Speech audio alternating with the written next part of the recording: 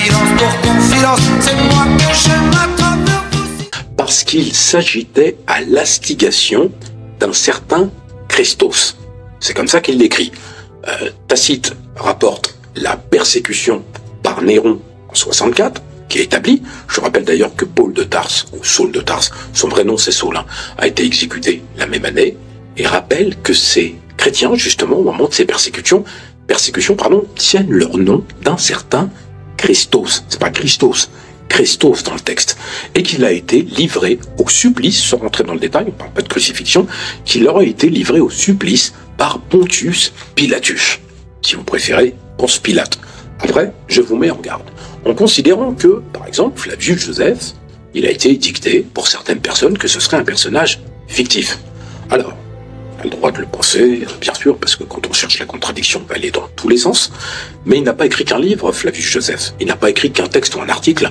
On connaît sa généalogie, on connaît son lieu de naissance, à Jérusalem, et son décès à Rome, puisque je rappelle que c'était un citoyen romain, même si au départ il est juif orthodoxe. Mais ça, c'est un autre sujet. Parce qu'après, on peut faire toutes les polémiques qu'on veut, mais ça va être difficile de dire que tous les gens que je viens de citer n'existent pas, parce que ça fait beaucoup de monde. Mais revenons aux sources.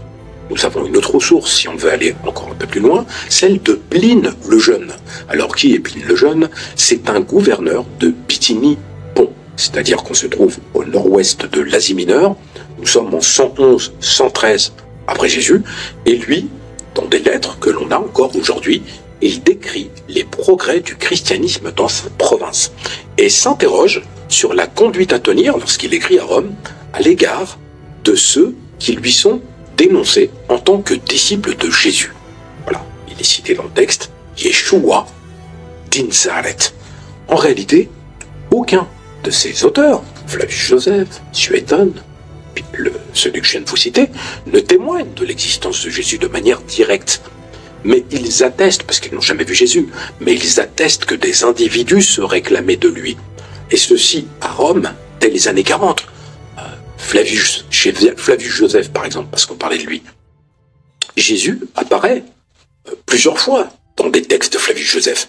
Une première fois, lorsque Flavius Joseph signale de manière très brève la mort de Jacques. Alors, qui est Jacques? On parle de Jacques de Jérusalem. Alors, on n'allait pas chercher Jacques le premier, Jacques, etc. Jacques de Jérusalem, qui est mort en 62. Et Jacques était le demi-frère de Jésus. Il est identifié comme ça, puisque Flavius Joseph, dans le texte, dit le frère, puisqu'il n'y a pas de demi-frère à cette époque-là, frère de Jésus appelé Christ.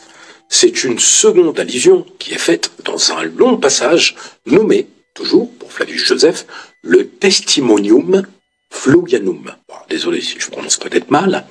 C'est Testimonium Florianum par les spécialistes et dont l'authenticité a pu être contestée. Ça, c'est un fait sur lequel on ne peut pas discuter. Ce texte, néanmoins, pourrait être le seul témoignage direct de quelqu'un qui n'est pas chrétien sur Jésus.